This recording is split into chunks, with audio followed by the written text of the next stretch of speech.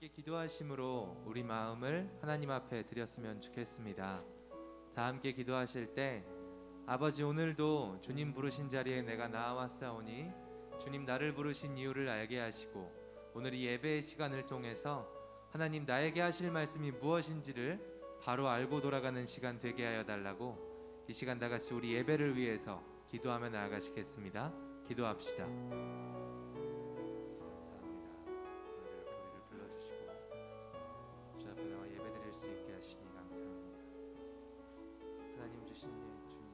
크신 은혜를 우리가 기억하게 하여 주시옵소서. 주를 예배하게 하여 주시옵소서. 주 앞에 기쁨으로 나아가게 하시고 주를 의지하게 하여 주시옵소서. 주님 알게 하여 주시옵소서. 우리 마음을 들여 주님을 찬양합니다. 주님 따를 수 있게 하여 주시옵소서.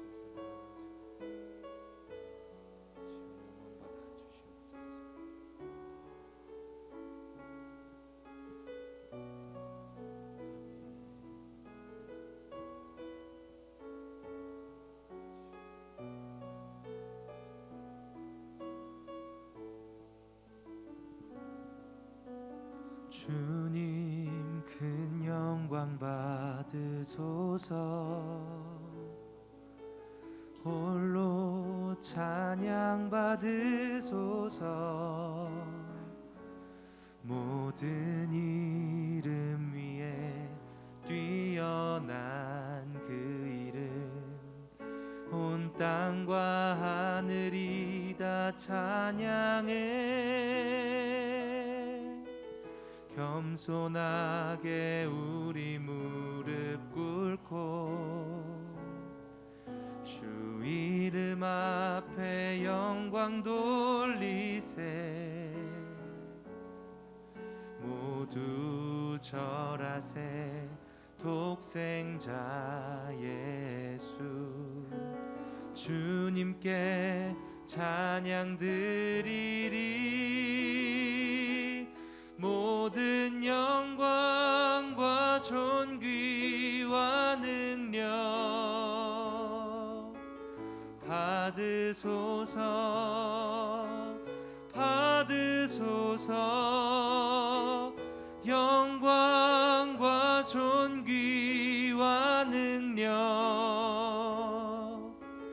받으소서. 받으소서. 그리스도 살아계신 하나님. 우리 한 번 더 고백합니다. 주님 큰 영광 받으소서. 홀로 찬양 받으소서. 모든 이름 위에 뛰어난 그 이름, 온 땅과 하늘이 다 찬양해. 겸손하게 우리 무릎 꿇고 주 이름 앞에 영광 돌리세. 모두 절하세. 독생자 예수 주님께 찬양 드리리. 모든 영광과 존귀와 능력 받으소서. 받으소서. 영광과 존귀와 능력 받으소서. 주님 모든 영광과 존귀, 모든 영광과 존귀와 능력 받으소서. 받으소서. 받으소서. 모든 영광과 존귀와 능력 받으소서. 주님 받으소서. 받으소서. 그리스도 살아계신 그리스도 살아계신 하나님, 그리스도 살아계신 하나님.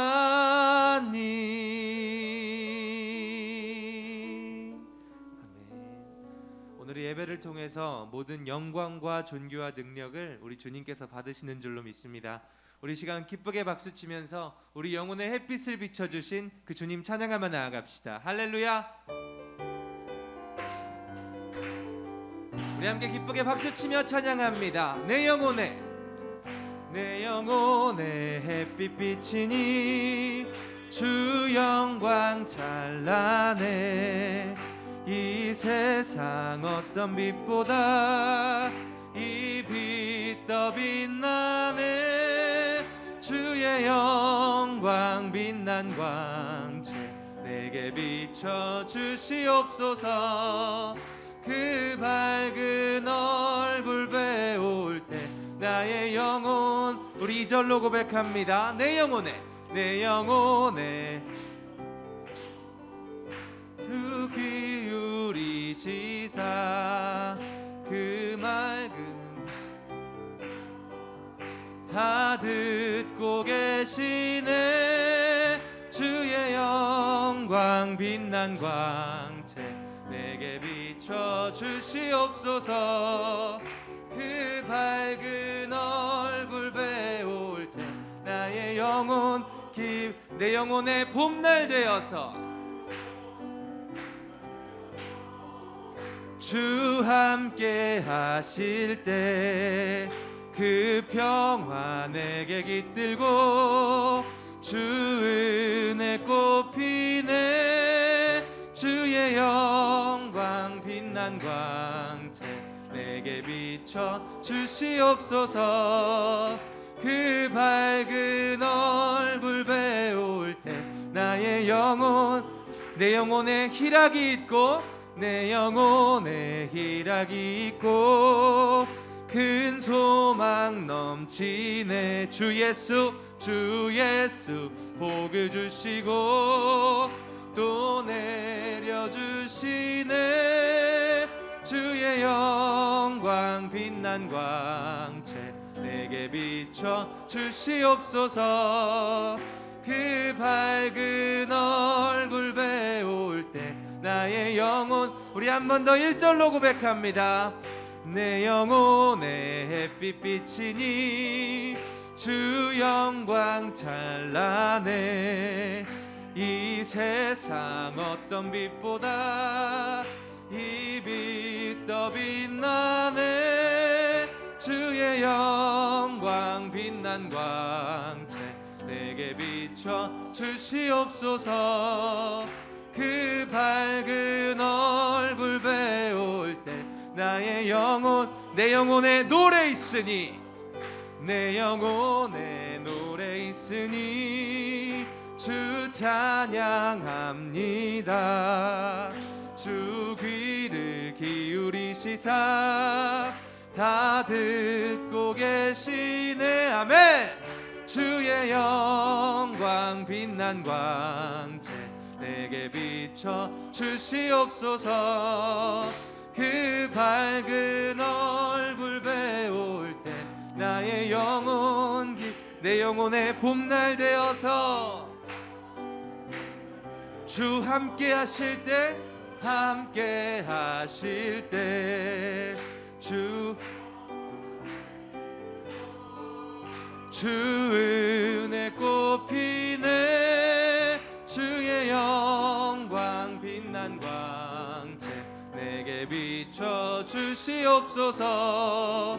그 밝은 얼굴 배울 때 나의 영혼, 우리 마지막 4절로 고백합니다. 내 영혼에 희락이 있고 큰 소망 넘치네. 주 예수 복을 주시고 또 내려주시네. 주의 영광 빛난 광채 내게 비춰 주시옵소서. 그 밝은 얼굴 배울 때 나의 영혼 주의 영광 빛난 광채 주의 영광 빛난 광채 내게 비춰 주시옵소서. 그 밝은 얼굴 배울 때 나의 영혼 기쁘다. 할렐루야. 우리 더욱더 기쁘게 우리 기쁨 대신 주님을 찬양하며 나아갑시다. 할렐루야.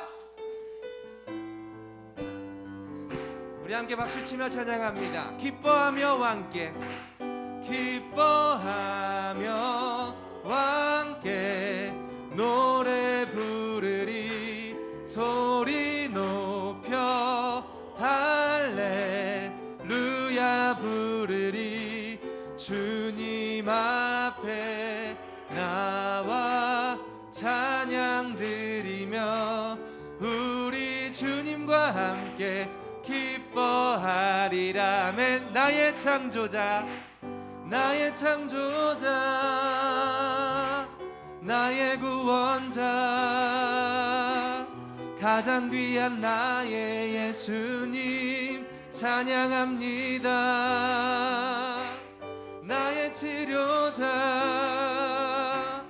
나의 선한 목자 되신 주 예수 나의 주 찬양. 우리 한 번 더 고백합니다. 기뻐하며 함께 기뻐하며 함께 노래 부르리 소리 높여 할렐루야 부르리 주님 앞에 나와 찬양 드리며 우리 주님과 함께 기뻐하리라.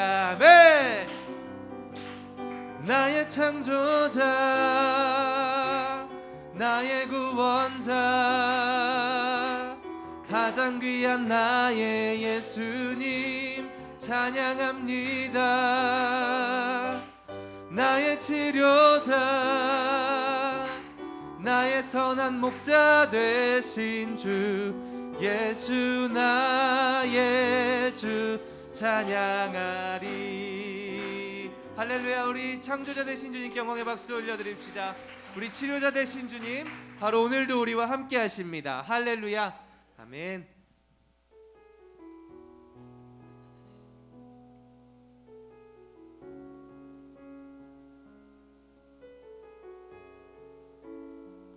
우리 함께 이 찬양 고백하시면서 주님 앞에 간절한 마음으로 주님 내가 나아왔습니다.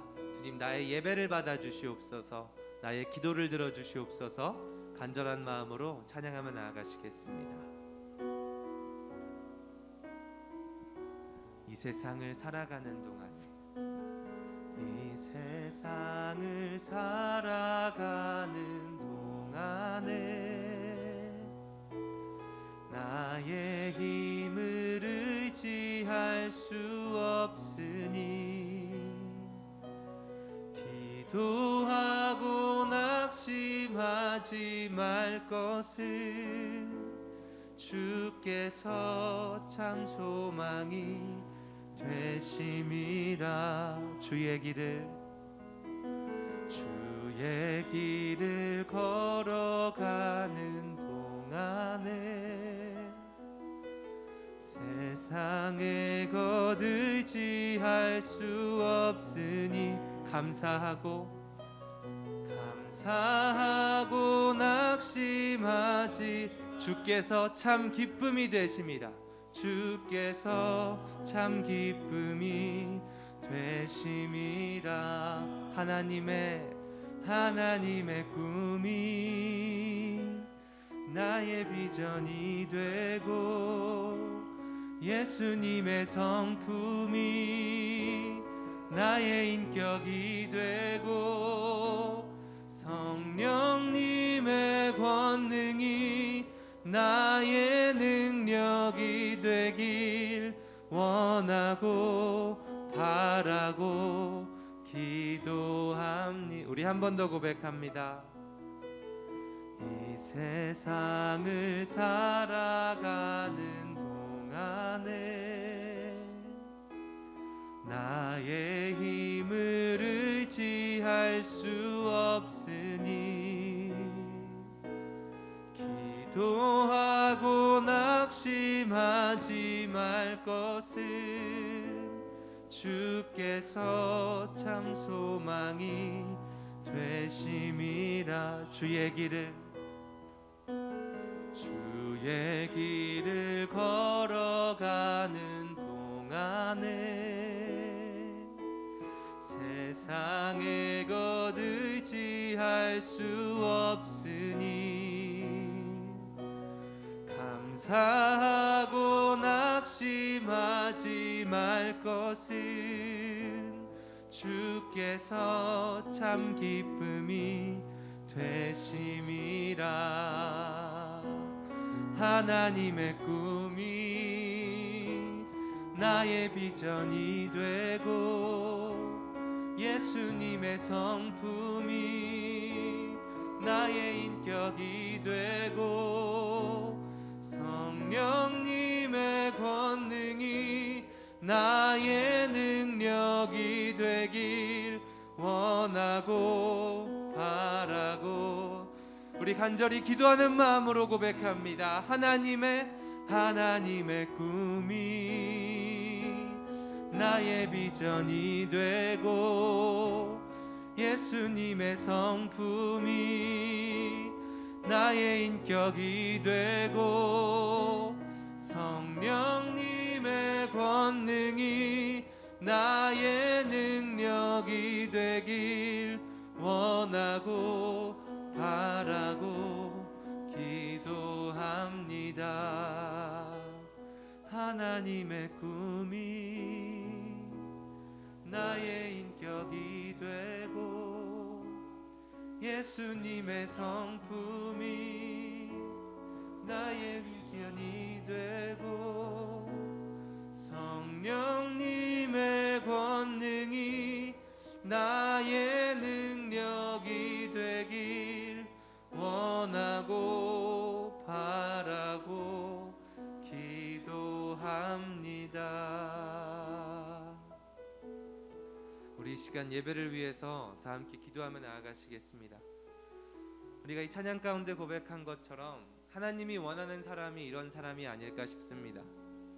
하나님의 꿈이 나의 비전이 되는 사람, 예수님의 성품이 나의 인격이 되는 사람, 성령님의 권능이 나의 능력이 되는 사람이 하나님이 원하시는 사람이라고 생각합니다. 하나님, 우리가 이러한 사람 되기 위해 오늘 이 자리에 나와왔습니다. 아버지, 오늘 우리가 선포되어지는 말씀을 듣고 하루하루를 살아가매 하나님의 말씀을 원하고 바라고 기도하는 마음으로 살게 하여 주시옵소서.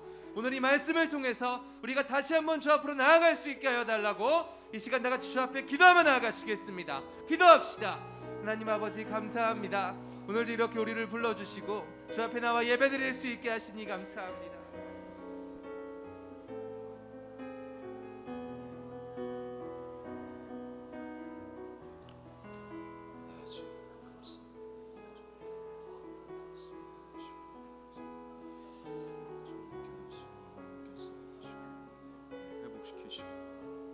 주님의 은혜와 사랑, 그 능력으로 세워주셔서 온전히 하나님을 예배하고 찬양할 수 있도록 하늘의 문을 열어주시고 우리 마음을 열어주시고 우리 삶의 문을 주님께서 열어주시옵소서.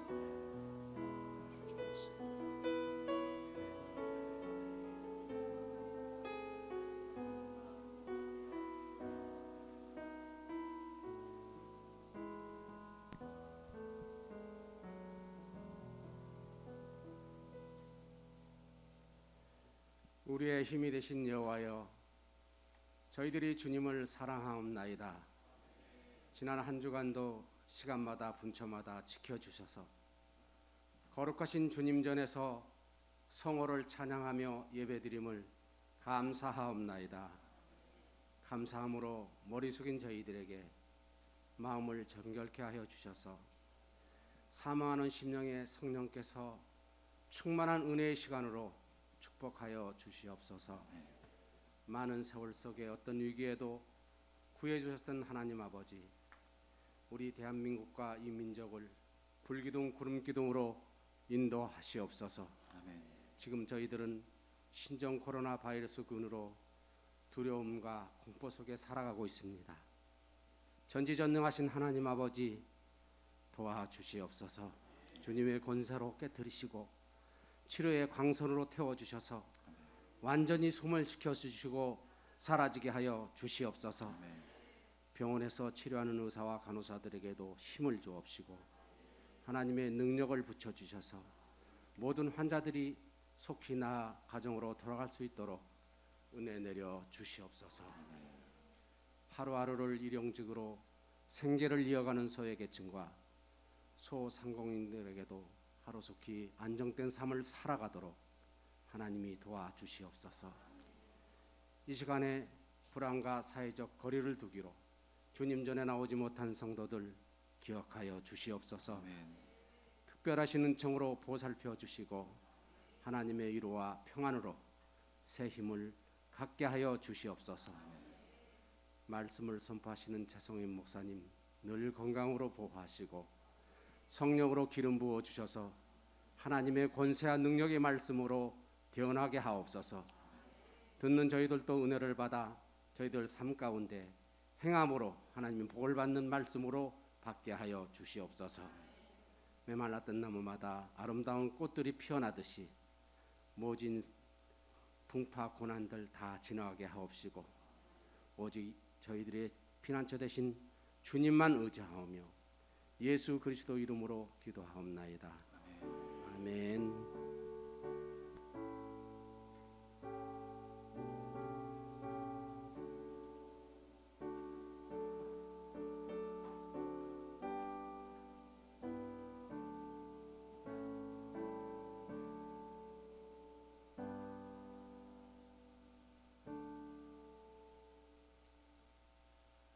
다 같이 우리의 신앙을 주님께 고백하겠습니다. 전능하사 천지를 만드신 하나님 아버지를 내가 믿사오며 그 외아들 우리 주 예수 그리스도를 믿사오니 이는 성령으로 잉태하사 동정녀 마리아에게 나으시고 본디오 빌라도에게 고난을 받으사 십자가에 못 박혀 죽으시고 장사한 지 사흘 만에 죽은 자 가운데서 다시 살아나시며 하늘에 오르사 전능하신 하나님 우편에 앉아 계시다가 저리로서 산자와 죽은 자를 심판하러 오시리라. 성령을 믿사오며 거룩한 공회와 성도가 서로 교통하는 것과 죄를 사하여 주시는 것과 몸이 다시 사는 것과 영원히 사는 것을 믿사옵나이다. 아멘. 잠시 교회 소식을 말씀드리겠습니다. 배달께 오신 여러분 진심으로 환영하고 축복합니다. 4번에 보시면 주중 예배는 잠정적으로 쉬고 있습니다. 지금 당분간 주일 2부 예배와 새벽 예배만 드리고 있습니다. 곧 나라와 교회의 정상화를 위해서 많은 기도 부탁드립니다. 교회 시설 일부 리모델링을 실시 중입니다. 기도와 후원을 부탁드리겠습니다. 예배 중에도 마스크를 착용해 주시기 바랍니다. 지금 베델교회는 코로나19 안전수칙 7가지를 준수하고 있습니다. 하나님 여러분께서 이제 입장 전에 발열 체크와 또한 기침 체크를 하고 있고요. 또 마스크 착용을 우리가 준수하고 있습니다. 손소독제 비치를 하고 있어서 여러분께서 이제 오고 가면서 소독제를 잘 사용해 주시고요. 좌석 간 1m에서 2m 정도 간격을 유지해 달라는 지침이 내려왔습니다. 그리고 예배 전후로 교회 소독 실시를 해달라고 했는데 저희가 매주마다 주민센터에서 운영하는 그 방역 하시는 분들이 오셔서 매주 한 번씩 방역을 하고 가십니다. 또 식사 제공 금지라고 했는데 당분간 교회에서 제공하는 식사는 쉬도록 하겠습니다. 여러분께서 이제 좀 귀찮으시겠지만 이제 오시면서 명단을 작성하실 거예요. 그래서 이름하고 전화번호만 이렇게 명단을 작성해 주시면 됩니다. 나 분명히 저번 주에 적었는데 왜 자꾸만 적으라고 하느냐라고 하시지만 여러분께서 그 명단 기록을 남겨 주셔야 나중에 도움이 됩니다.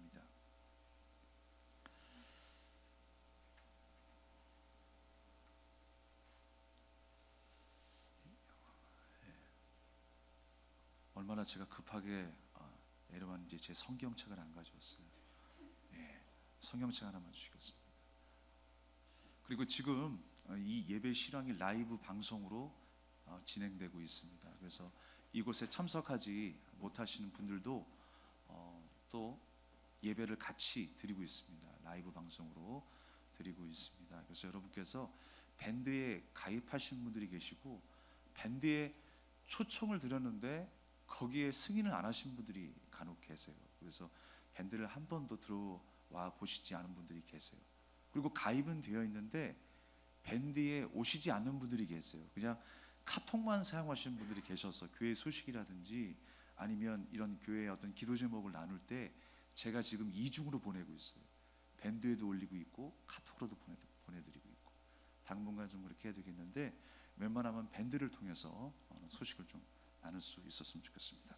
오늘 주신 하나님의 말씀은 사무엘상 16장 1절 말씀입니다.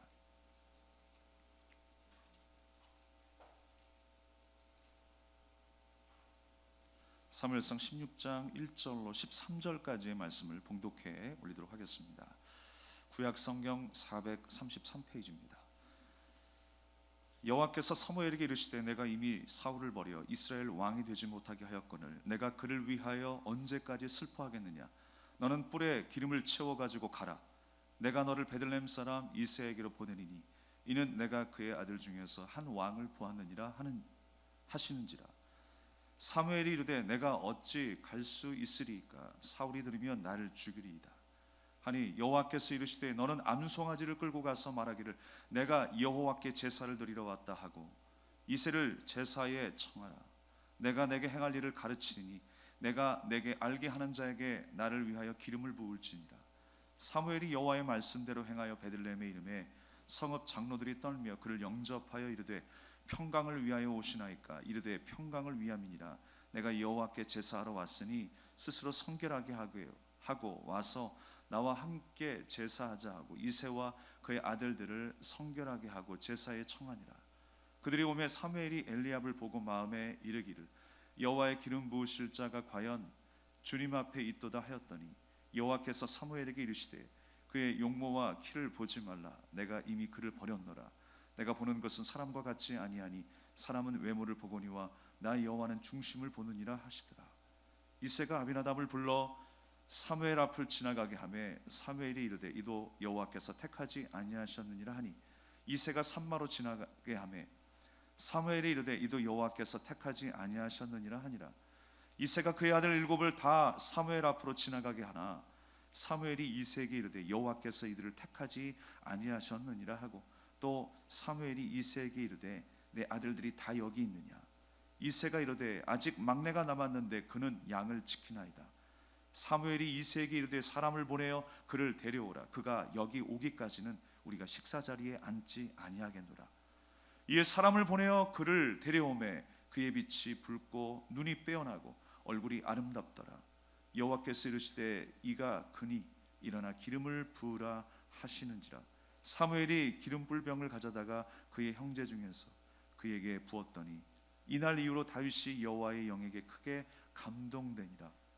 사무엘이 떠나서 라마로 가니라. 아멘. 할렐루야. 만나서 반갑습니다. 오늘도 동일한 주님의 크신 은혜와 능력이 여러분에게 임재하시기를 주님의 이름으로 축복합니다. 여호와께 감동되는 자라는 말씀의 제목을 함께 은혜를 나누겠습니다. 인생은 항상 후회하는 것 투성입니다. 어떤 결정을 내렸던 내가 어디를 갔던 항상 그 뒤에 후회가 남는 법이겠죠. 더 열심히 살아야 할 텐데 그래서 열심히 살았다고 하지만 우리 인생이 마지막에 열심히 살지 못하는 것에 대해서 후회를 합니다. 더 사랑하지 못함에 후회를 하고요. 더 하나님 앞에 충성하지 못함에 우리가 후회를 하게 됩니다. 제가 이제 운전을 할 때 여러 번 늘 항상 겪는 일인데요. 어떤 갈림길에 있을 때가 있어요. 제가 길을 잘 모르거나 아니면 제가 잠깐 이 생각이 다른 데 있어서 그 갈림길에서 헤매일 때가 있어요. 그래서 제가 그냥 평소에 좀 어렴풋하게 아는 길인 것 같기도 하고 모르는 길 같기도 하고 근데 항상 계속 들리는 음성은 내비게이션 음성이에요. 그래서 내비게이션 음성을 따라갈까? 아니면 내가 알던 길이니까 그냥 내가 운전하던 방식으로 그 길을 갈까? 라는 그 갈림길 속에 있습니다. 그때 내가 아는 길이니까 그냥 내가 아는 길로 가자 라고 해서 선택을 해요. 근데 또 후회를 해요. 그냥 내비를 믿고 갈 건데 또 후회를 해요. 또 어느 때는 그렇지, 내비가 진리야. 내비게이션이 말하는 대로 따라가는 게 좋아. 내비양의 목소리가 또 얼마나 친절해요. 화 한 번 안 내요. 그래서 이리로 가십시오. 전방 50m 우회전하십시오. 그래서 잘 따라가다가 이상하게 막혀요. 그러니까 막힐 수밖에 없는 상황이니까 막히는 건데 괜히 내가 일로 와서 막혔다라고 생각을 해요. 내가 알던 길로 갈 걸. 그것도 후회를 해요. 그러니까 내가 이쪽으로 가도 후회를 가고 이쪽으로 가도 후회를 하는 거예요. 그게 바로 우리 인생이 아닌가라는 생각을 하게 됩니다. 무엇을 선택하든 간에 이 땅에서의 모든 선택, 나의 선택은요 후회로 남게 되어 있어요. 아쉬움으로 남게 되어 있어요. 그렇다면 여러분, 하나님도 후회하실까요? 하나님이 어떤 일들을 행하셨어요? 참 후회스럽다 이렇게 말씀하실까요? 하나님이 과연 불완전한 하나님이신가? 라는 생각을 해보게 돼요. 그러나 우리 하나님은요 불완전한 분이 아니세요. 완전한 하나님이십니다. 믿으십니까? 그런데 오늘 본문의 말씀, 우리가 그 한 절 그 이전에 15장 말씀에 보게 되면요 어떤 말씀이 있습니까? 하나님이 사울을 왕으로 세우신 것을 후회한다라고 하는 말씀이 있어요. 어떻게 하나님이 후회를 하시지? 하나님은 완전하신 하나님 아니야? 하나님이 얼마나 심사숙고했겠어. 이스라엘이 왕을 원했을 때에 하나님께서 특별한 섭리 가운데에 하나님이 강권하여 주셔서 이 사울을 세우셨다면 문제가 없는 것 아닌가? 근데 어떻게 하나님께서 후회하셨다라는 말씀이 성경에 기록되어 있을까? 좀 이해가 안 되죠. 그런데 이게 우리가 이 말씀 속에 나타난 후회한다라고 하는 말씀을 잘 이해해야 돼요. 사울을 왕으로 세우신 것을 후회하셨다라고 하는 이 말씀 속에 이 후회하다라고 하는 말씀은 어떤 의미가 있냐면요, 하나님께서 어떤 일들을 하시고 간혹 실수라도 해가지고 돌이키고 싶으니 안타까운 마음에 후회한다, 그런 말씀이 아니라는 거예요. 다시 말씀드리지만 하나님은 전능하신 분이십니다. 불완전해서가 아니라 죄악으로 인해서 우리 인간에게 임할 고통과 실패를 염려하시면서 슬퍼하시는 그 마음이 후회예요. 슬퍼하시는 마음. 이 사람이 그 정도 수준일 줄 몰라서 왕으로 세우셨을까요? 하나님께서 우리 인생을 바라보시면서 내 수준이 어느 정도의 수준일 줄 모르십니까? 아세요. 다 아신 분이 우리 하나님이세요. 그런데 하나님을 떠난 인간의 정말 그런 수고와 잘남과 자랑이 얼마나 어리석고 부질없는가를 우리에게 보여주고 계시는 거예요. 사울이라고 하는 한 사람을 통해서, 인간의 죄악상을 통해서 하나님께서 후회하셨다라고 하는 말씀은 하나님을 떠나서 말씀에 불순종하여 자기의 잘남과 자기의 힘으로 살아가는 것이 얼마나 부질없고 어리석은가를 우리에게 보여주는 장면이 하나님께서 후회하시는 장면이에요. 하나님은 다 알고 계세요. 하나님은 처음부터 나중이 되시는 우리 하나님이세요. 그런데 그 하나님의 계획 속에 우리를 바라보실 때 긍휼의 눈으로 바라보시고 용서와 사랑의 눈으로 바라보시면서 슬퍼하며 애통해하는 그 마음으로 우리를 바라보시는 거예요. 바로 그 말이 후회이지 하나님께서 결코 불완전하셔서 후회가 아니다라고 하는 것입니다. 다윗을 세움도 마찬가지입니다. 하나님께서 사울 이후에 제2대 왕으로 다윗 왕을 세우지요. 하나님께서 그를 나중에 뭐라고 말씀하고 있습니까? 내 마음에 합한 사람이다 라고 말하고 있어요. 그런데 합해질 수 있도록 하나님께서 그를 다듬어 가시는 것 뿐이지 사실 다윗도 비슷해요. 나도 비슷해요. 그 어떤 거룩하게 보이는 사람도 하나님 앞에서 비슷해요. 잘나면 얼마나 더 잘났고 못나면 얼마나 더 못났어요. 하나님께서 비슷한 한 사람을 불러주시는 거예요. 그런데 어떻게 해야, 어떤 모습으로 살아가는 것이 하나님 앞에 진정한 예배자인가를 우리에게 다윗을 통해서 보여주시는 거예요. 사울을 통해서 이런 모습이면 안 돼라는 것을 보여주셨고, 다윗을 통해서 이런 모습이면 오케이라고 하는 걸 보여주시는 거예요.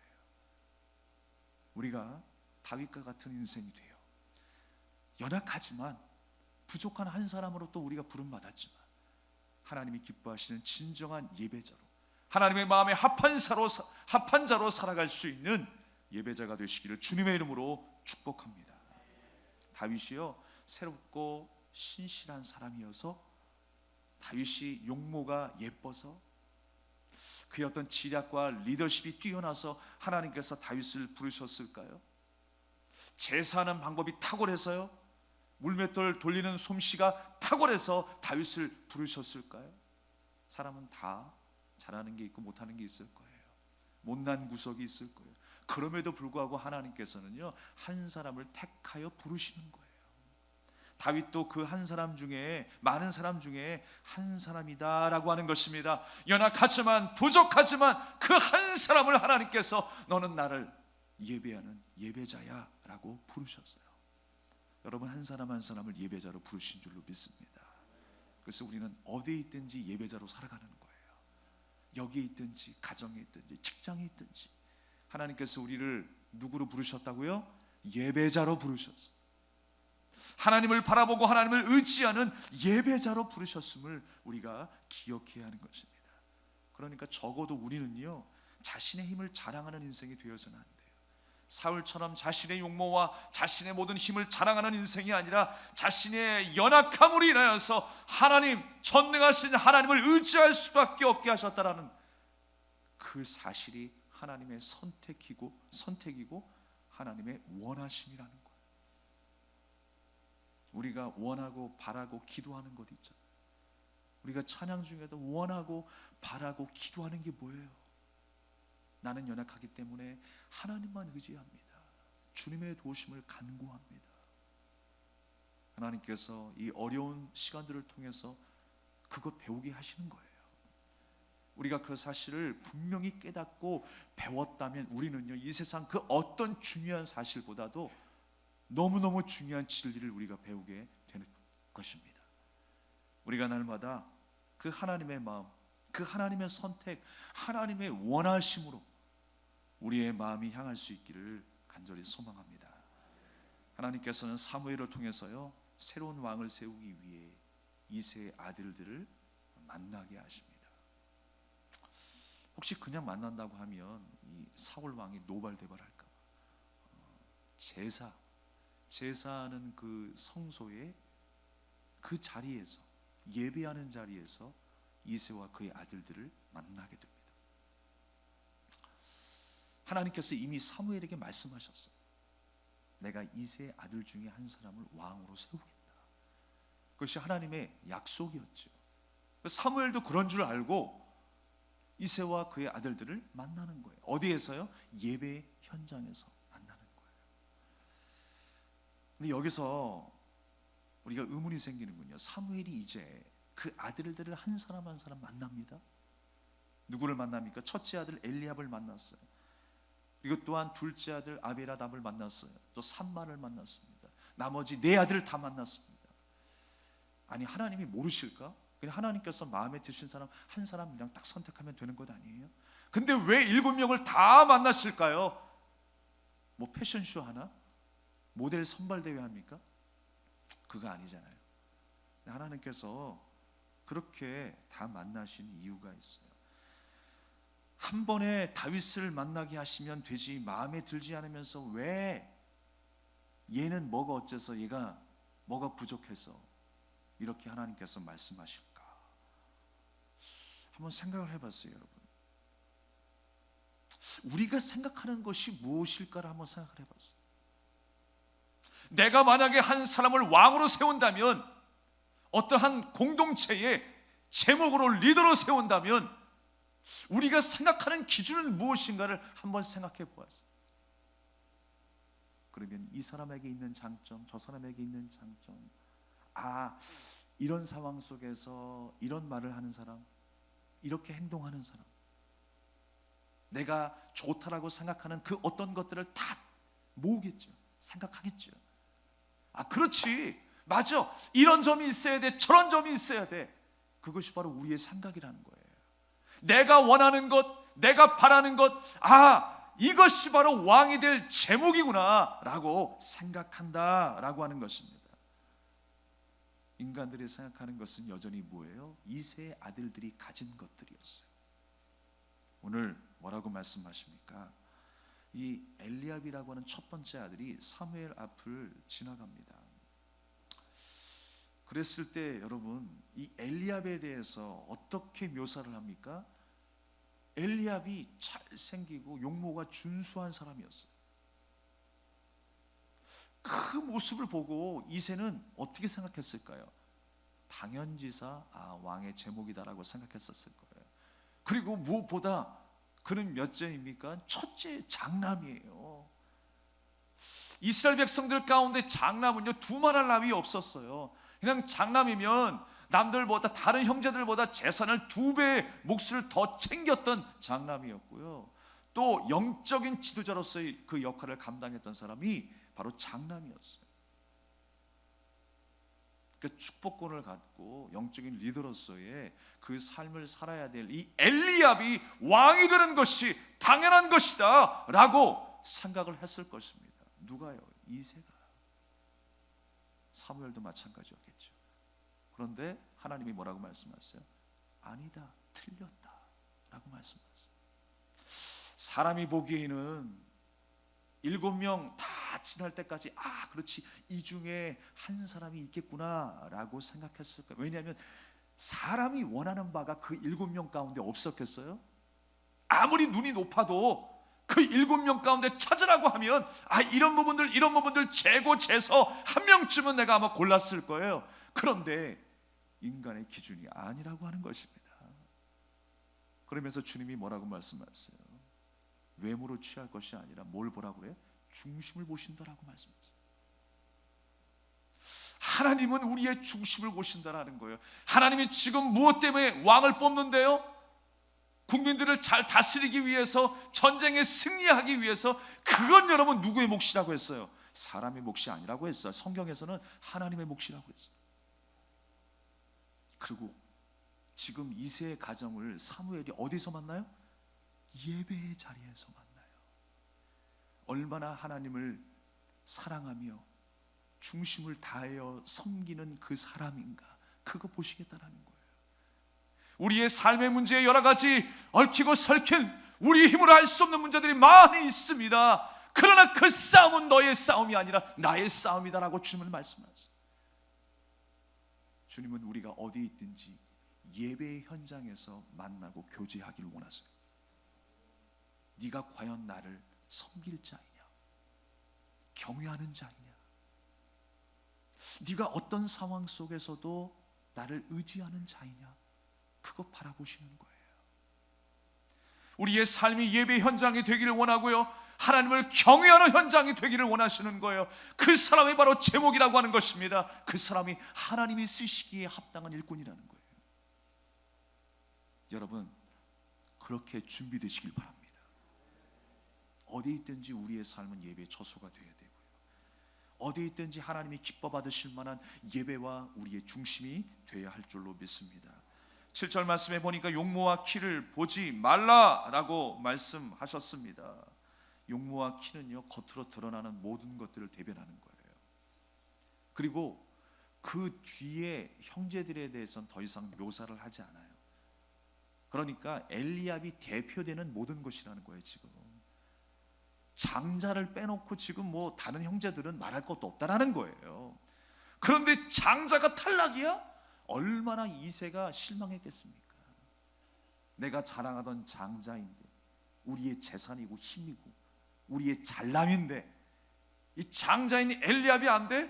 그럼 어쩔 수 없지. 그 다음 아비나답, 근데 아비나답도 틀렸대. 삼마도 틀렸대요. 7명 다 아니야 라고 하나님은 말씀하시는 거예요. 과연 여러분, 우리가 보기에 아름다운 기준이 있는데 그게 아니라고 했었을 때, 사랑하는 여러분, 정말 하나님이 우리 인생 가운데 이것도 아니야 저것도 아니야 라고 했었을 때 여러분 뭐라고 말씀하시겠어요? 하나님 이렇게 하면 될까요? 저렇게 하면 될까요? 그런데 주님이 원하시는 것은 뭐예요? 주님 바라보라는 거예요. 네 계산, 네 지혜, 네 경험 좀 내려놓아라 라고 말씀하시는 거예요. 그것이 크고 작고의 문제가 아니라, 그것이 좋고 나쁘고의 문제가 아니라, 나 그거 다 알아, 다 아니까 좀 내려놔 라고 말씀하시는 거예요. 하나님이 우리의 주인 되기를 원하시는 거예요. 내가 얼마나 한 주간 동안에 내가 주인 되어 살아갑니까? 이것 판단하고 저것 판단하고, 이거 계산하고 저거 계산하고. 우리가 하나님을 의지한다면서요, 하나님 경외한다면서요, 얼마나 우리가 계산하며 주님 앞에 이것 따지고 저것 따지며 살아갑니까?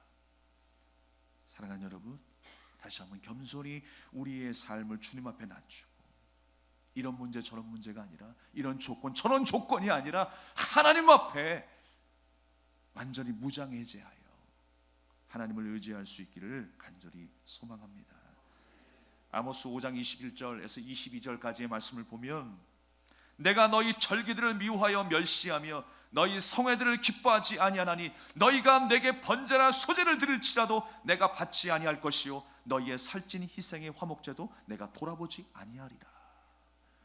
정성껏 다 드린다고 했는데, 살찐 송아지를 하나님 앞에 드린다고 했는데 하나님이 받지 않으시겠다라고 해요. 하나님이 받으시는 예배는 뭐예요? 외모가 아니라, 형식이 아니라 중심이다 라고 말씀하세요. 여러분의 중심이 이곳에 있길 바랍니다. 우리가 말로는요 너무 쉽게들 해요. 말로는 이미 기도가 끝났어요. 말로는 이미 풍성한 예배를 드렸어요. 말로는 어떻게 해야 되고 저렇게 해야 되고 이렇게 해야 되고, 한 주간에 너무 많은 이야기들을 우리가 듣고 했어요. 근데 정작 우리의 마음의 중심이 어디 있는가를 한번 살펴보세요. 이곳에 있는가? 하나님 앞에 내가 서 있는가? 하나님의 말씀의 반석 위에 내 삶을 세우고 있는가? 우리가 다시 한번 점검해야 됩니다. 우리가 수없이 말로는 거룩함을 내세웠어요. 어떻게 살아야 된다, 어떻게 이해해야 된다, 뭐가 잘못됐다, 잘했다, 우리가 충분히 판단할 만큼 판단하고 왔어요. 그런데 일주일간의 그 삶을 통해서 나타난 우리의 중심의 결과가 어디냐 말이에요.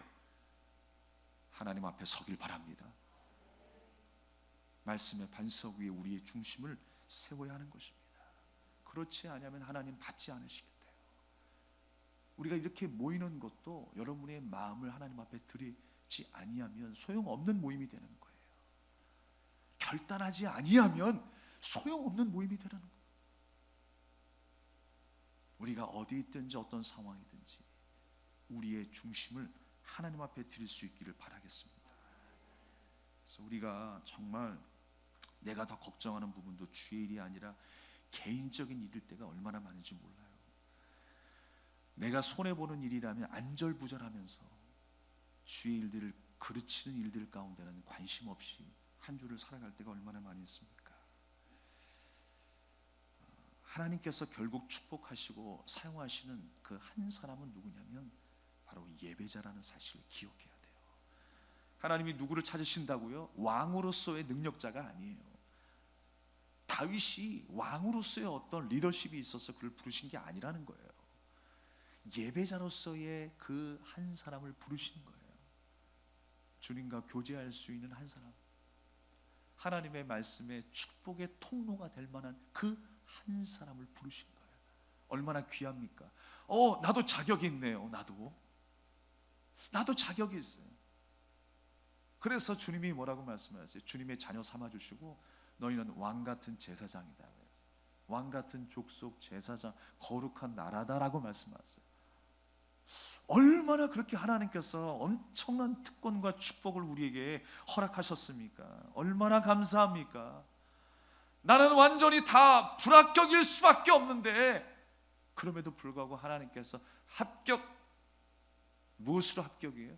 내 은혜로 합격이라고 말씀하시는 거예요. 십자가의 사랑 때문에 합격이라고 말씀하시는 거예요.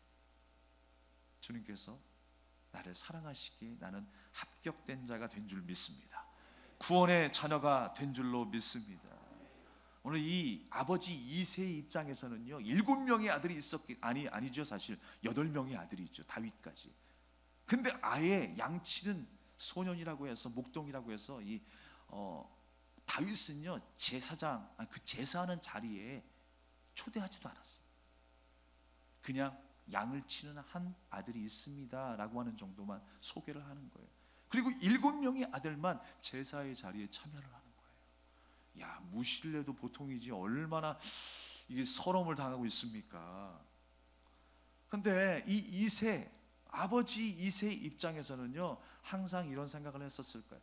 그래도 내가 자랑하고 싶은 이 7명의 아들, 마치 어디를 가도 두려움이 없었을 거예요. 장전된 총알처럼 한 사람을 쏘면 한 사람이 남아있어. 한 사람이 없으면 이 셋째 아들이 나를 도울 것 같고, 또 이 아들이 없으면 저 넷째 아들이 우리 가정을 보살필 것 같고, 마치 내 자랑이듯 내 힘이 되는 장전된 총알처럼 7 아들을 생각했었을 거예요. 그러나 여러분, 장전된 총알이 아닙니다. 내가 얼마가 있다고 자부할 만한 그 힘이 아니라는 거예요. 오직 우리의 힘은 누구이십니까? 전능하신 하나님이세요. 엘리압이 아니면 그 다음엔 아비나답도 아니면 그 다음에 삼마, 그리고 나머지 4명 중에는 되겠지라고 이새는 생각했었을 것입니다. 그런데 내가 자부했던 모든 아들들이 택함을 받지 못했어요. 하나님이 기뻐하시지 않았다고 했어요. 성경 속에서 하나님께서 택하지 않았다라고 했었을 때, 그 택한다라고 하는 말씀은요, 어떤 뜻이 있냐면 예리하게 살피다라고 하는 의미가 있어요. 그런데 성경에서 사용했었을 때 이 택한다라고 하는 단어는요, 사람의 입장에서 사용하지 않고 대부분 하나님께서 선택하실 때 택한다라는 말씀을 하시는 거예요. 그러니까 예리하게 살펴보는 것은 우리 인간의 눈으로 예리하게 살펴보는 것이 아니라 하나님의 입장에서 예리하게 살펴보시는 거예요. 예배자인가, 그 중심이 하나님을 향하고 있는가, 그것을 바라보시겠다라는 거예요. 그런데 그 기준에 합격될 만한 사람이 7명 중에 한 사람도 없다라는 거예요. 우리 베들교회 모든 성도가 하나님이 보시기에 기뻐하는 자가 되기를 바랍니다. 하나님께서 예리하게 바라보실 때에 그 예리함의 기준에 우리가 합격할 수 있기를 주님의 이름으로 축복합니다. 그런 하나님의 신중한 선택이 있었다라는 것입니다. 사람이 보기에는 이것 보면 선택받을 것 같아. 잘생기면, 공부 잘하면, 좋은 직장 다니면, 좋은 차 타고 다니면, 경제력이 좀 있으면 택함을 받을 것 같아요, 왕으로서. 근데 그게 아니라 하나님의 예리한 기준이 있었다라는 거예요. 거기에 탈락됐다라고 하는 것입니다. 우리가 하나님의 선택의 기준이 다르다라는 생각을 해야 돼요. 우리는 여전히 사람에게 인정받는 일들에 더 관심이 많습니다. 사람들에게 인정받고 싶어요. 좋은 집에 살면 사람들에게 인정받을 것 같아요. 좋은 차를 타고 다녀야 인정받는 것 같아요. 예전에도 제가 말씀드렸죠. 화장실이 각 집마다 한 개였어요. 옛날 화장실은 뭐 말로 할 거 없이 수세식 이전에는, 푸세식일 때는요, 저 밖에 있었죠. 예전에도 저도 이제 화장실이 밖에 있다라는 게 왜 이렇게 괴로운 줄 모르겠어요. 특별히 눈발 날리는 겨울에. 겨울에 화장실이 밖에 있다라는 게 곤욕이죠. 근데 그러다가 갑자기 집안에 화장실이 있다라는 게 꿈만 같은 거예요, 꿈만. 근데 세상에 수세식이야. 스위치만 누르면 물이 내려가. 그러다가 이제 좀 우리나라가요, 경제가 좋아지면서 삶이 넉넉해지면서 화장실이요 2개가 생겼어요. 안방에 하나, 거실에 하나. 이야. 제가 그 친구 집에 놀러 가는데 화장실 2개인 거를 얼마나 자랑하는지. 우리 집은 화장실이 2개예요. 웃기잖아요. 우리 집은 똥통이 2개야. 방향이 좀 틀리는데 두 개라는 걸 그렇게 자랑하더라고요. 우리가 자랑해서 인정받고 싶은 마음이 얼마나 많은지 몰라요. 내 자녀가 좋은 학교에 다니면 우리 자녀 여기 다녀, 여기 다녀, 저기 다녀. 인정받고 싶어요. 우리 자녀가 이 회사에서 연봉이 얼마야 라고 자랑하고 싶어요. 자랑할 것들을 우리가 찾지요. 상이라도 받았다 하면요 난리가 납니다. 만약에 그 상 중에도 대통령상을 받았다고 하면 그 마을에는 난리가 나죠. 현수막 하나 내걸고 동네에 떡잔치는 기본, 선물 돌리고 난리가 날 거예요. 사람들에게 인정받고 싶은 마음이 우리의 마음이에요. 그러나 여러분, 사람에게 인정받기보다 하나님 앞에 인정받아야 됩니다. 하나님은요 내 있는 모습 그대로를 사랑하시지 어떤 조건 때문에 사랑하시는 분이 아니에요. 사람에게 인정받는 그 인정과 그 사랑은요 얼마든지 언제든지 잊혀지는 겁니다. 그 사람이 뭐 언제까지 기억해 주겠어요? 내가 잘 사는 거, 내가 잘난 걸 언제까지 기억해 주겠어요? 순간 지나가는 거예요. 관심 없어요. 다 자기 숨쉬고 먹고 살아가는 데 관심이 있지 남이 어떻게 살아가는 것에 대해서 관심 없어요. 우리가 착각하면 금물입니다. 하나님 앞에서 조건 없이 우리가 사랑받고 있음을 기억해야 하는 것입니다. 우리가 참 안타까운 게 뭐냐면 하나님께 인정받는 일에는 소홀할 때가 얼마나 많은지 모르겠어요. 어쩌면 인정받으려고 애를 썼는가? 라고 의심할 정도로 하나님 앞에서의 그런 마음들, 그런 생각들을 별로 하지 않는 것 같아요. 내가 어떻게 헌신을 하고 내가 어떻게 하나님 앞에 봉사했는지 그 모든 것들이 어느 때는 자랑이 될 때가 있어요. 믿음의 수준이 된다면 결코 인정받을 수 없을 것입니다. 우리는요 오직 하나님이 쓰시기에 겸손하고 지혜로운 자로 살아야 합니다. 하나님을 높이고 영원히 주님을 나의 주인으로 섬기는 사람이 되어야 합니다. 그것이 바로 하나님이 인정하시는 것이죠. 그리고 내가 원하는 응답이 아니라 어떤 결과에도 하나님의 응답에 감사하고 순종하는 삶을 살아가는 것, 이것이 바로 하나님께서 택하신 자의 모습이다 라고 하는 거예요. 오늘 그들이 서 있는 곳이 어디였습니까? 예배하는 장소였어요. 하나님께서 거기에서 만나라고 하시는 거예요. 거기서 내가 만나겠다라고 하시는 거예요. 예배의 자리에 하나님은 어떤 사람을 만나실까요? 많이 가진 자를 만나실까요? 용모가 뛰어난 사람을 만나실까요? 아니라는 거예요. 중심이 하나님을 경외하는 사람을 만나시겠다라고 말씀하셨어요. 지금 7명의 아들이 불합격되었는데 더 없느냐라고 말합니다. 사무엘이 물어봅니다. 여기는 형제가 다냐라고 물어봅니다. 분명히 하나님께서 이세 아들 가운데에 왕이 될 만한 한 사람이 있다는데, 왕이 될 상에 한 사람이 있다고 하는데, 아니 다 지나가는데 왕의 자격이 될 만한 사람이 없는 거예요. 이 사람도 아니고 저 사람도 아니라는 거예요. 근데 하나님이 약속하셨잖아요. 우리가 때로는 그래요. 하나님의 약속이 과연 언제 이루어집니까?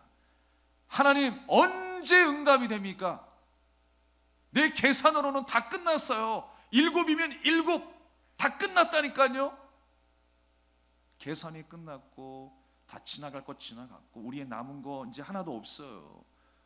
근데 하나님이 언제 응답하신다라는 거예요. 도대체 그게 우리의 생각이죠. 그런데 한 사람이 있다라고 나중에서 이야기를 해요. 그걸 사무엘이 어떻게 아냐고요. 그걸 우리가 어떻게 아냐고요. 하나님이 언제 어떻게 적재적소에 응답하실지 어떻게 아냐고요. 하나님이 한 영혼을 어떤 장소에서 어떻게 만나주시고 그 마음을 감동케 하실지 우리가 어떻게 아냐고요. 우리는 몰라요. 여러분, 오늘 이 시간 하나님께서 여러분의 마음을 사로잡기를 원합니다. 성령의 능력으로 감동되시기를 주님의 이름으로 축복합니다. 난 몰라요. 사무엘도 몰라요. 하나님만이 아시는 거예요. 갑자기 이새가 뭐라고 그래요? 말제 한 명이 남았습니다라고 하는 거예요. 깜짝 놀랐겠죠. 그 말제가 누구예요? 양을 치는 다윗이었어요. 그런데 그 다윗을 보자마자 사무엘이 눈이 번쩍 뜨는 거예요. 그가 잘나서였을까요? 물론 오늘의 표현은 뭐라고 이야기합니까? 아름다운 모습을 표현한 장면들이 있습니다. 12절 말씀에 보면 이에 사람을 보려 그를 데려오매 그의 빛이 붉고 눈이 빼어나고 얼굴이 아름답더라. 여호와께서 이르시되 이가 그니 일어나 기름을 부으라 하시는지라 그랬어요. 아니 엘리압을 통해서 7 아들을 바라볼 때에 하나님께서 용모 외모를 보시지 않는다면서요. 그런데 왜 외모 이야기를 하는 거예요? 라고 따질 수 있어요. 그런데 여러분 한번 생각해 보십시오. 말은 이렇게 표현했지만 광야 들판에서 양치다가 온 그 아이의 용모가 어떻겠냐고요. 용모가 어떻겠냐고. 덩치도 너무 왜소해가지고요. 사울 왕이 나중에 골리앗과 싸울 때 자기 옷 빌려주니까 옷이 헐렁해가지고 맞지 않아. 어조비 옷. 여러분 어조비 아세요? 이 어깨 좁은 사람 어조비.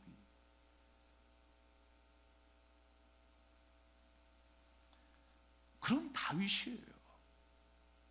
외모 때문에 선택받은 것이 아니라 하나님이 그래 바로 얘다라고 말씀하시죠. 왜 다윗을 선택하셨을까요? 왜 하나님께서 다윗을 선택하셨을까요? 그는 어디에 있든지 하나님을 기쁘시게 예배했던 예배자였기 때문에 그래요. 들판에 있었지만 들판이 그 광야가 무엇이 된 거예요? 하나님을 향한 주님을 만나는 성소가 된 거예요. 그가 시편 63편에서 이런 고백을 하잖아요. 내가 주의 권능과 영광을 보려하여 이와 같이 성소에서 주를 바라보았나이다. 성소이기 때문에 성소에서 바라보았다라는 말이 아닙니다. 여러분 지금 다윗이 처해 있는 그곳은 어디냐면요, 압살롬 자기 아들 압살롬에게 쫓김을 당하면서 광야 한복판에 지금 서 있는 거예요. 얼마나 억울하고 눈물을 빼는 그 순간이겠습니까? 답답한 그 심령 속에 다윗이 할 수 있는 것이 아무것도 없어요. 예배할 수 있는 상황이 아닌 거예요. 바로 우리의 모습처럼 우리의 상황처럼 예배드릴 수 없는 그 상황이라는 거예요. 그런데 그 광야 같은 그 장소가 성소가 되게 했다라는 거예요. 여러분 이곳이 성소가 되길 바라고 여러분의 가정이 성소가 되길 바랍니다. 부르신 곳에서 예배하기를 주님의 이름으로 축원합니다. 바로 그 모습의 다윗을 하나님이 기뻐하시는 거예요. 제가 이 말씀을 준비하고 묵상하면서 박수를 쳤어요. 바로 이런 분이 하나님이시지. 그렇지, 하나님은 살아계셔. 하나님이 다윗을 기뻐하는 것처럼 우리도 하나님이 기뻐하시는 모습으로 살아갈 수 있기를 간절히 소망합니다. 말씀을 마치겠습니다. 어저께 제가 어떤 한 사람의 간증을 들었는데 요즘에 뭐 미스터 트롯이라고 해가지고 대유행이죠 트롯이.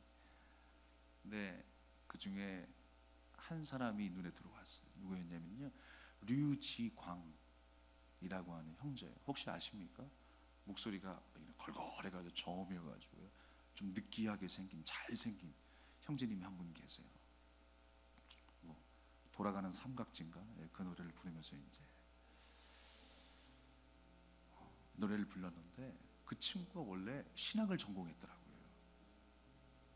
그러니까 어릴 때부터 신앙생활을 하면서 어떤 사역자가 찬양을 부르는데 그 모습이 너무 아름다워 보였던 거예요. 그러니까 막연하게 나도 정말 저렇게 아름다운 찬양 사역자가 되고 싶다, 목회자가 되고 싶다라고 하는 마음을 갖게 되었다라고 하는 것입니다. 그 집안이 넉넉하게 살아왔었다고 해요. 근데 어느 순간에 물질이 어려움이 찾아왔고 인생의 정체성에 대한 그 문제, 비전에 대한 문제로 갈등을 할 때였어요.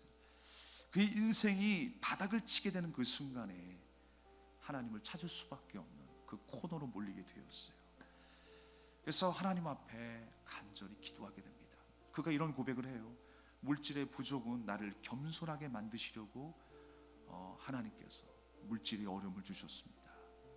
그리고 그 순간에 하나님께서 감동을 주시는데 이런 말씀으로 말씀하시는 것 같았대요.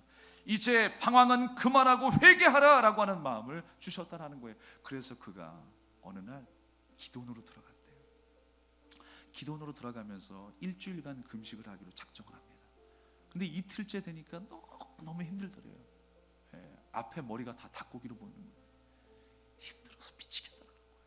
그래서 이제 하산하려고 막 하는데 바로 뒤에 있었던 어떤 한 여자분이 이 유지강 형제를 붙잡더라는 거예요. 형제 어디가, 가지마. 하나님께서 응답하시는 모습이 보이는데 어디 가냐고 막 붙잡고 막 난리를 치더래요. 응답되고 있는 것이 보였나 봐요.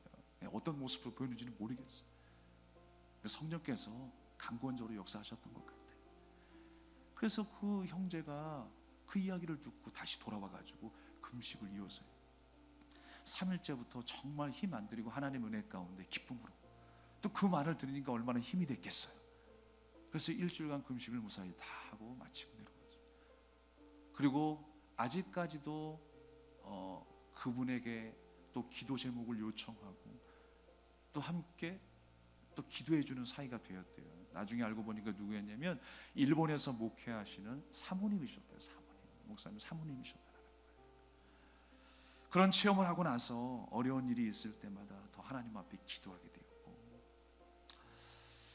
이런 어려움을 주시는 건 하나님의 뜻이 있고 섭리가 있음을 믿게 되었다라고 하는 것입니다. 그러면서 어렸을 때 하나님께서 주셨던 그 꿈을 다시 한번 생각해 보게 되었어요. 지금도 그는요 이런 꿈을 가지고 있습니다. 정말 하나님을 아름답게 찬양하는 것.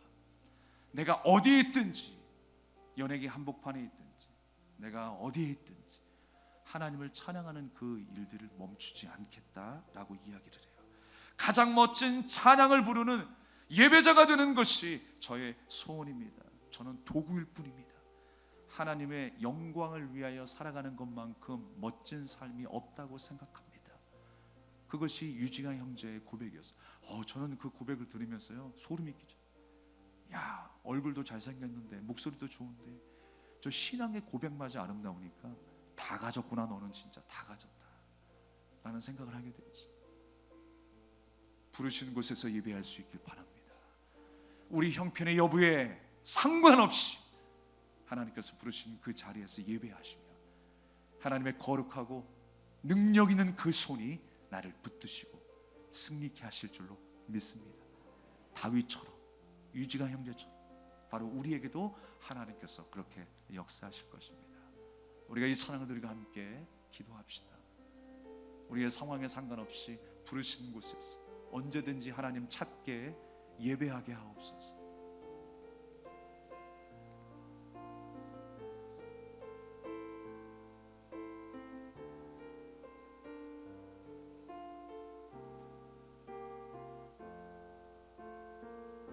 따스한 성령님, 따스한 성령님,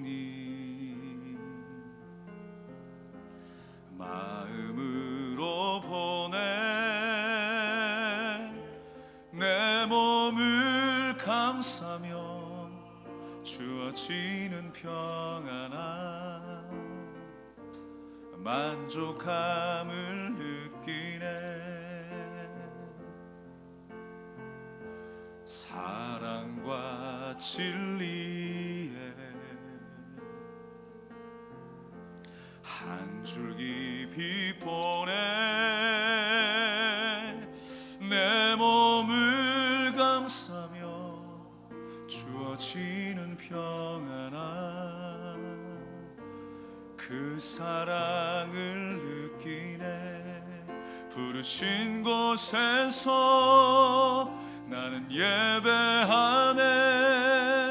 어떤 상황에도 나는 예배하네. 부르신 곳에서 나는 예배하네. 어떤 상황에도 나는 예배하네. 다시 한번 따스한 성령님, 따스한 성령님, 마음으로 보내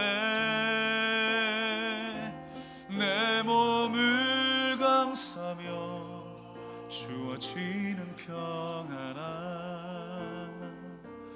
만족함을 느끼네. 사랑과 진리에 한 줄기 빛보내 내 몸을 감싸며 주어지는 평안함, 그 사랑을 느끼네. 부르신 곳에서 나는 예배하네. 어떤 상황에도 나는 예배하네. 부르신 곳에서 나는 예배하네. 어떤 상황에도 나는 예배하네. 내가 걸어갈 때 길이 되고 살아갈 때 삶이 되는 그곳에서 예배하네. 내가 걸어갈 때 길이 되고 살아갈 때 삶이 되는 그곳에서 예배하네. 부르신 곳에서 나는 예배하네.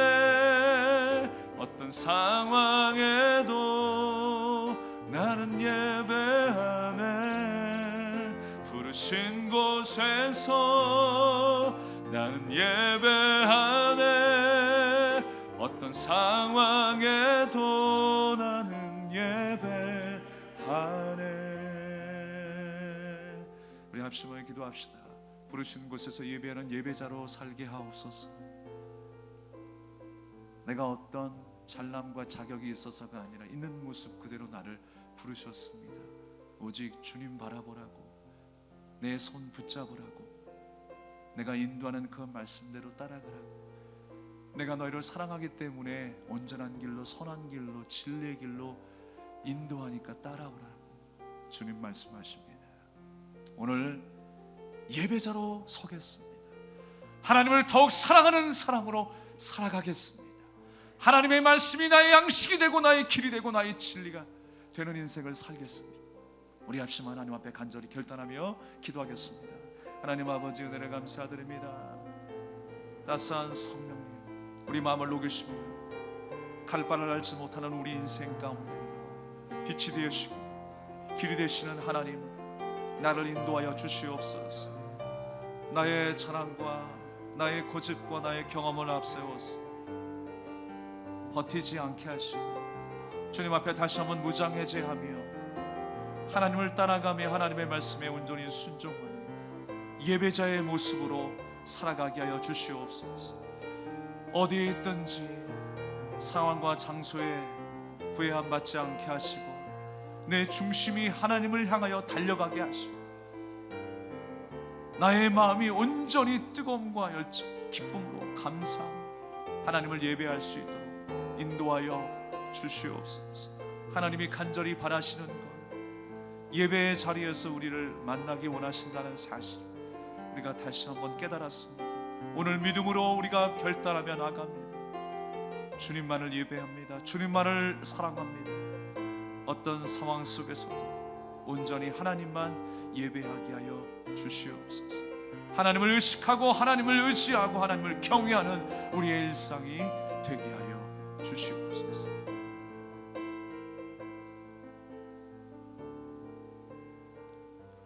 우리의 중심을 보시는 하나님 아버지, 은혜를 감사드립니다.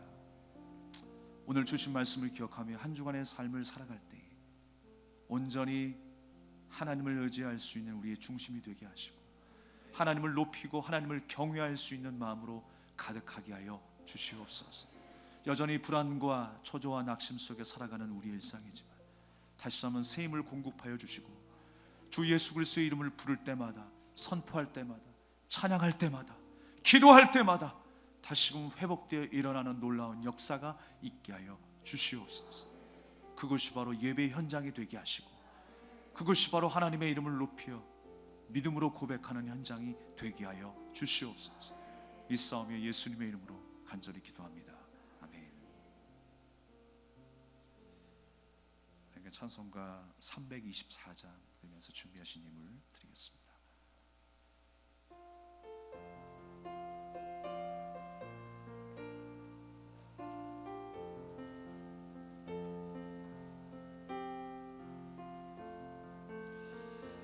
예수 나를 오라 하네 예수 나를 오라 하네 어디든지 주를 따라 주와 같이 가려네 주의 인도하심 따라 주의 인도하심 따라 어디든지 주를 따라 주와 같이 가려네 겟세마네 동산까지 주와 함께 가려 하네 피땀 흘린 동산까지 주와 함께 가려네 주의 인도하심 따라 주의 인도하심 따라 어디든지 주를 따라 주와 같이 가려네 주의 인도하심 따라 주의 인도하심 따라 어디든지 주를 따라 주와 같이 우리 4절 찬양 드리겠습니다. 주가 크신 은혜 내려 나를 항상 돌보시고 크신 영광 보여주며 나와 함께 가시네 주의 인도하심 따라 주의 인도하심 따라 어디든지 주를 따라 주와 같이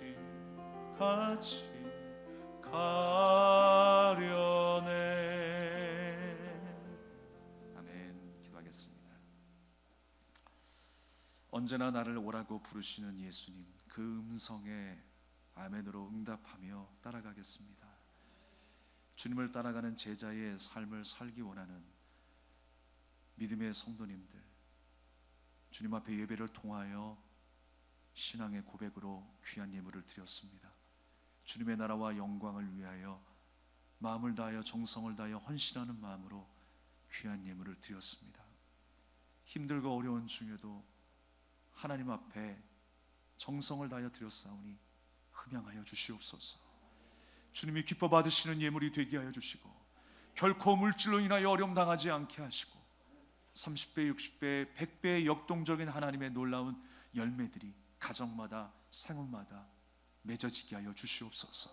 우리의 상황과 우리의 계산을 뛰어넘어서 모든 나라의 사정을 뛰어넘어 하나님이 역사하실 줄로 믿습니다.